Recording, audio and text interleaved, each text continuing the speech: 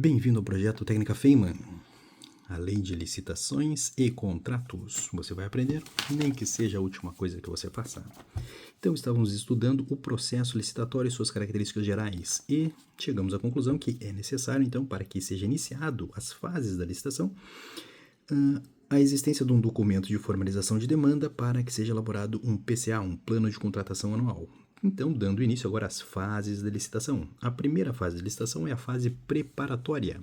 É basicamente um planejamento interno, onde nós iremos nos valer do DFD, Documento de Formalização de Demanda, mais um Plano de Contratação Anual, e a partir destes dois iremos produzir então um ETP, que é o Estudo Técnico Preliminar. A partir então desse estudo técnico preliminar, que contempla os dois documentos anteriores, DFD mais o PCA, nós iremos então produzir também junto um termo de referência. Então nós temos um estudo técnico preliminar mais um termo de referência. Ou um projeto básico de engenharia.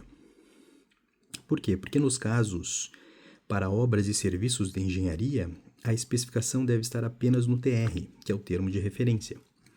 Porque os engenheiros eles vão agir basicamente no TR, no termo de referência ou no projeto básico de engenharia. Um pode substituir o outro.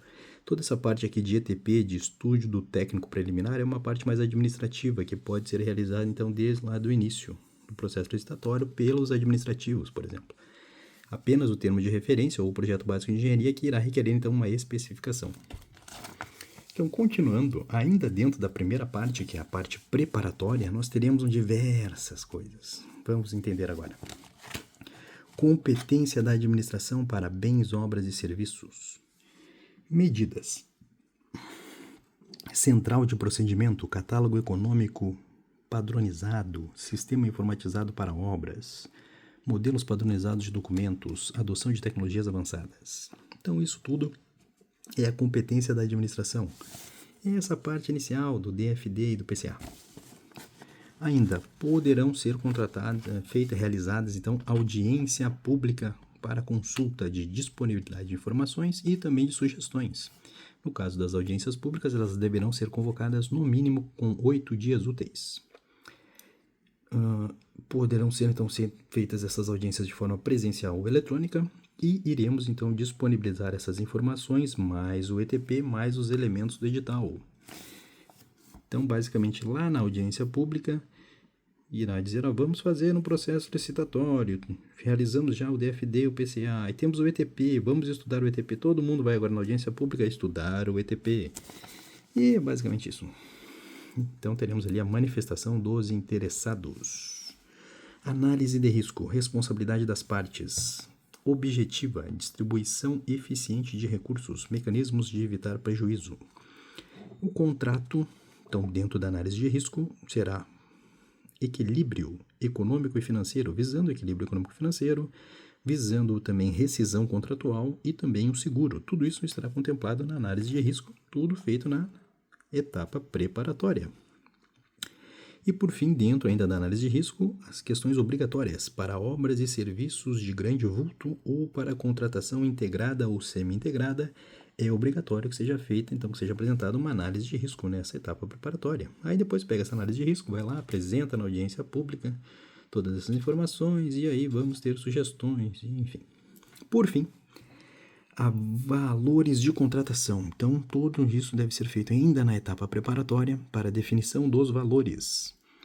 Banco de dados público, a partir da economia, escala e locais. Então, já tem informações de quanto vai custar, mais ou menos. Compatível com o mercado. Então, os valores devem ser compatíveis com o mercado e compatíveis com o banco de dados público. Critérios. Bens e serviços geral. Melhor preço com base em um ou mais referências. Para obras e serviços de engenharia, então, bancos públicos mais documentos. Então, isso tudo com relação aos valores de contratação.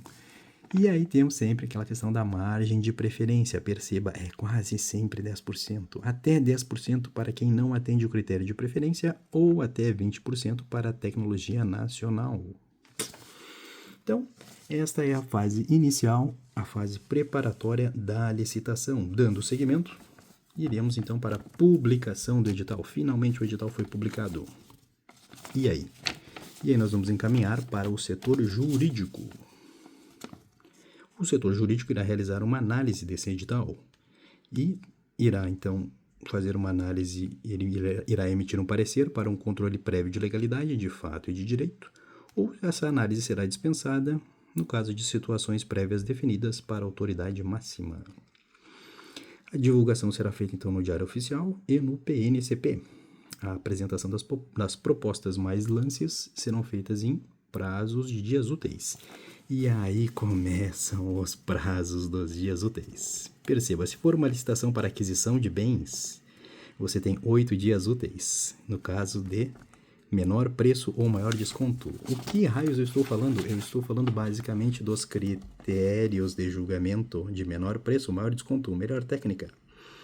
Para conteúdo artístico, técnica e preço, maior lance, maior retorno econômico, são critérios de julgamento. Então, conforme o critério de julgamento, você vai ter um prazo. E esse prazo será em dias úteis. No caso de aquisição de bens, então você tem 8 dias úteis, se for esses dois casos, de menor preço ou maior desconto. Ou 15 dias úteis para aquisição de bens. Serviços e obras, quais são os prazos? 10 dias úteis, se for no critério de julgamento lá de maior desconto. Ou 25 dias úteis, em casos especiais. Ou 35 dias úteis para contratação semi-integrada. Ou 60 dias úteis para contratação integrada. Enfim, se for na modalidade lá maior lance, no critério de julgamento maior lance, serão 15 dias úteis. E para a técnica, preço e de conteúdo artístico, serão 35 dias úteis. Então, basicamente, você publicou o edital e tem esses prazos conforme o critério de julgamento. Ainda, modo de disputa. O modo de disputa poderá ser aberto ou fechado. Se ele for aberto, serão lances públicos. E aí você tem 15 dias úteis para dar um lance público. Ou será fechado, que será no caso de sigilo até a divulgação. Garantia de proposta não superior a 1%. Prazo de 10 dias úteis para assinatura ou fracasso. Penalidade. Se desistir, perde o sinal pago de 1%. Vocês entenderam alguma coisa? Nem eu, mas é basicamente assim, ó. Quando você faz uma licitação, quando o edital é publicado e você participa, você tem que botar lá 1% do valor de que você está concorrendo àquela licitação. Sei lá, se custa 1 milhão, tu vai ter que botar 1% de 1 milhão. E aí, para ter essa garantia da proposta, né? Então, e aí se você desistir ou se fracassar, se você não cumprir o prazo, a penalidade de quem desistir, ele vai perder esse sinal pago. Então, você perdeu 1%. Basicamente é isso. Interessante, não é mesmo? Por fim, regra específica. Não pode ser, lembra do fechado e aberto, que são modos de disputa? Não pode ser fechado nas modalidades, nas categorias de julgamento, nos critérios de julgamento menor preço e maior desconto. Não pode ser fechado nesses dois. E não pode ser aberto no menor preço e técnica. Nós vamos entender depois melhor esses critérios de julgamento. Ainda, a melhor proposta diferente de 5%, a administração pode reiniciar o leilão. E temos, então, um intervalo mínimo de lances. Então, após a publicação do edital, que é a segunda fase da licitação, tudo isso acontece, não é mesmo? E agora iniciaremos, então, a fase mais importante, que é a fase de julgamento, é a terceira fase da licitação. O que ocorre na fase de julgamento? Nós teremos, então, a avaliação das propostas. Lembra? Tu fez uma proposta, tu foi lá, botou 1% do valor dessa proposta, e aí deu seguimento. Então, agora vamos ter o julgamento da sua proposta. Esse julgamento será feito a partir de critérios objetivos. E a desclassificação ocorrerá em caso de vício insanável, ou de não conformidade com especificação técnica, ou de preços inexequíveis, ou de superorçamento, falta de demonstração e outras exigências. Todos esses, então, são critérios de julgamento para desclassificação da sua proposta. Temos ainda critérios de desempate. Nova proposta. Tu empatou? Vai lá, nova proposta, pessoal. O desempenho contratual prévio. Empatou, mas esse cara aqui já contratou comigo, esse cara sabe fazer. É um critério de desempate. Equidade de gênero.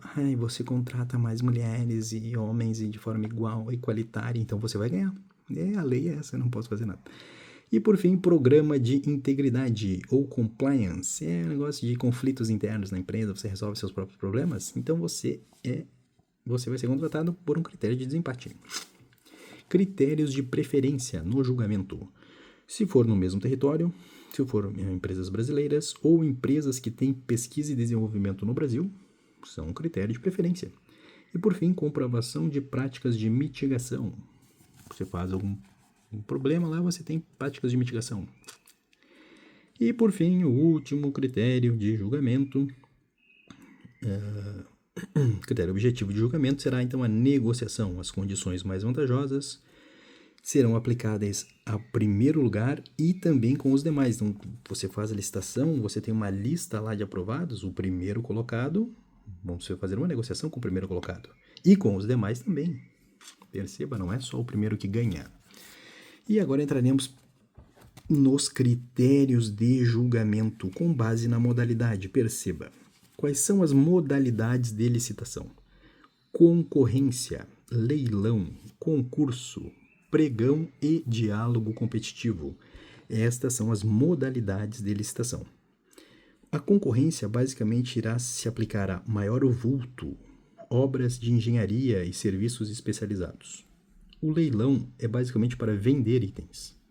Concurso é um critério mais subjetivo ou artístico.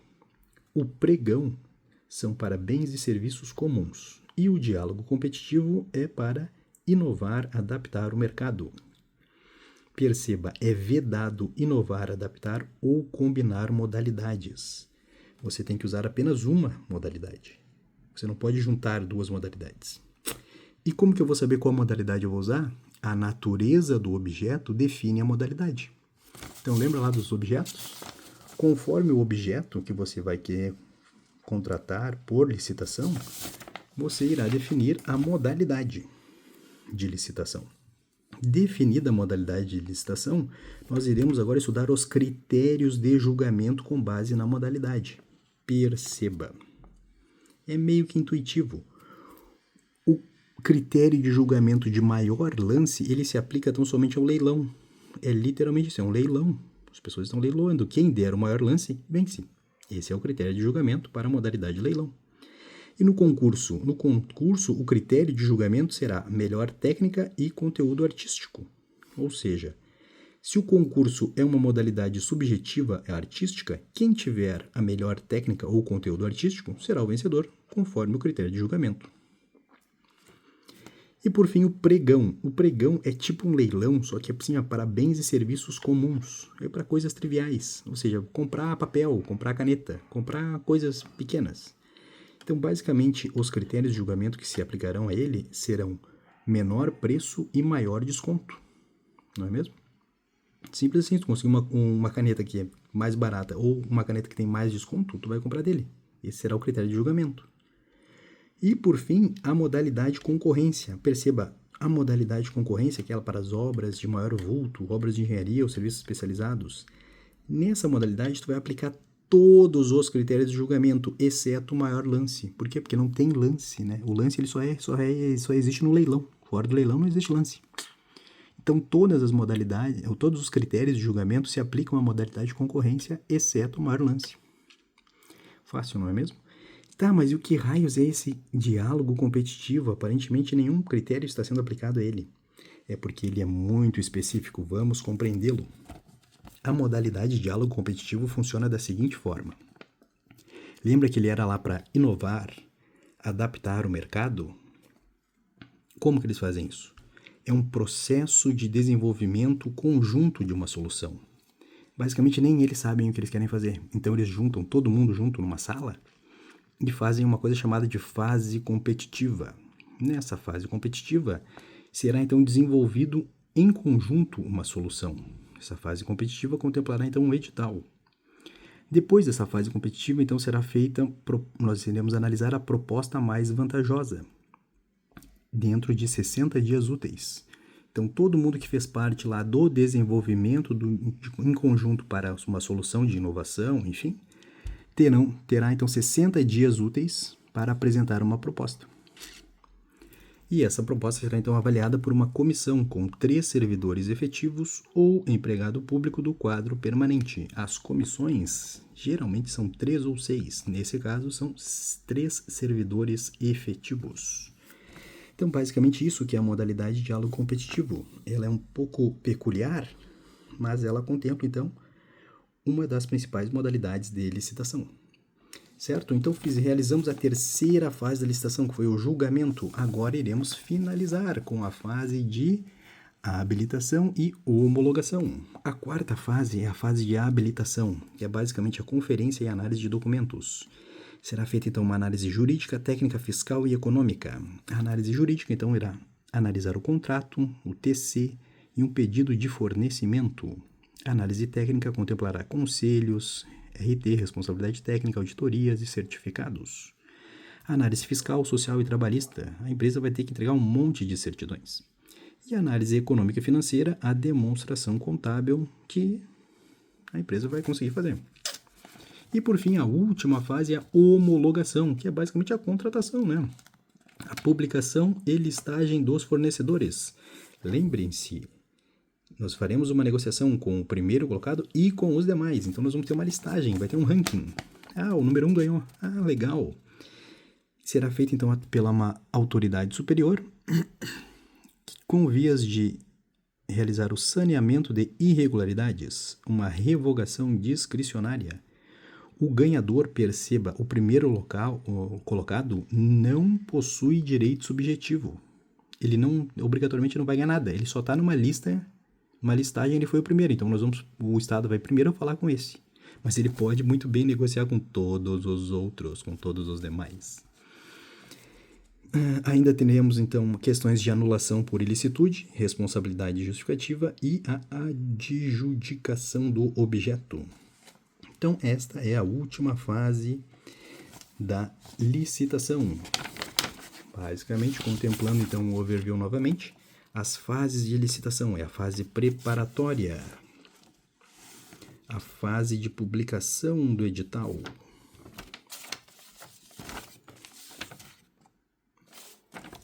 a fase de julgamento, a fase de habilitação e a fase de homologação.